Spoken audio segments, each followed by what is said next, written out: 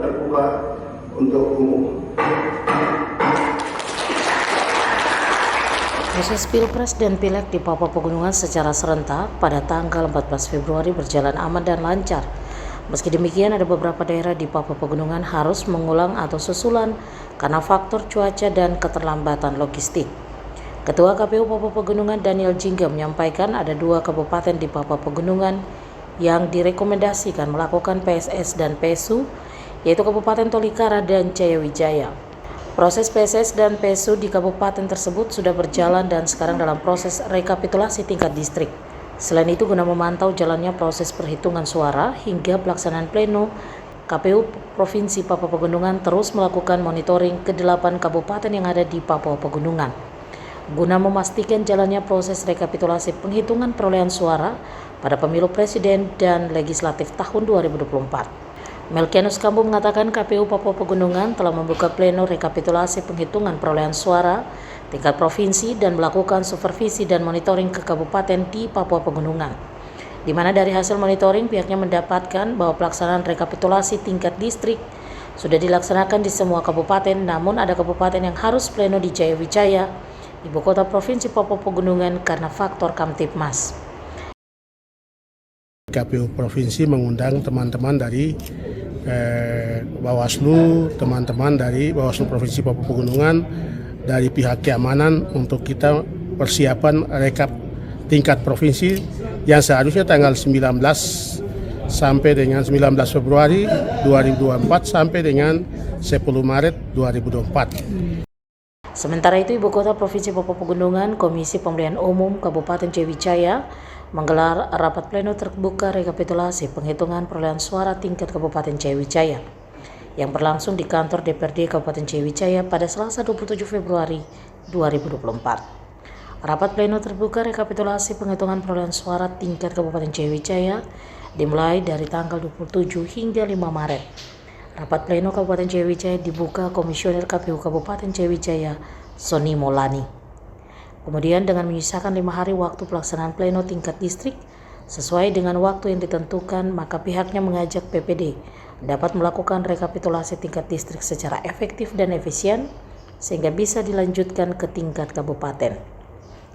Selain Jayawijaya, Komisi Pemilihan Umum Kabupaten Tolikara juga menggelar rapat pleno terbuka rekapitulasi penghitungan perolehan suara tingkat Kabupaten Tolikara yang berlangsung di salah satu hotel di Kabupaten Jayawijaya pada Rabu 28 Februari 2024.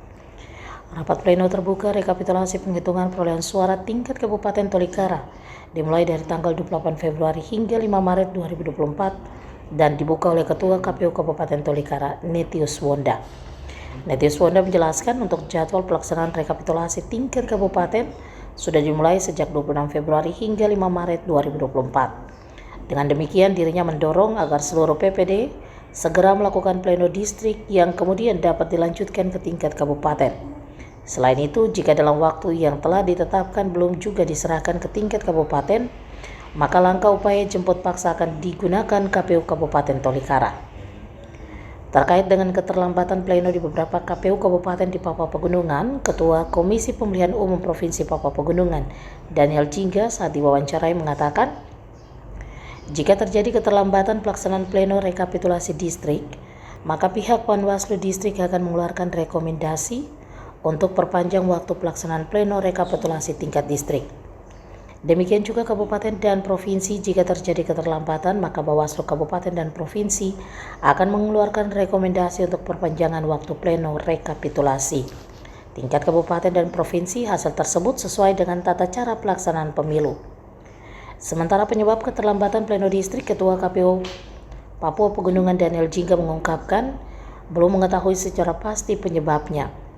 Namun berdasarkan informasi yang diperoleh dari Komisioner KPU Kabupaten, ada terjadi gesekan antara masa peserta caleg dari beberapa partai politik. Hal tersebut menyebabkan PPD sedikit mengalami kesulitan. Menurutnya, jika hal tersebut tidak terjadi, maka kemungkinan tidak ada keterlambatan pleno distrik.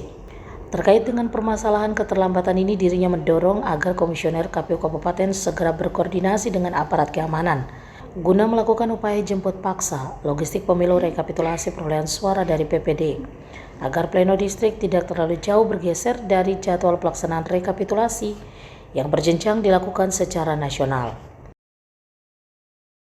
Kalau ini sudah mentok ya kami coba koordinasi lagi ke pimpinan kami ke KPU RI. Tanggal 20 Maret terakhir sehingga kalau ini terjadi keterlambatan kita coba koordinasi. Nanti seperti apa kami juga akan koordinasi juga Bawaslu Provinsi agar masih ada jalan keluar lah. Itu harapan kami.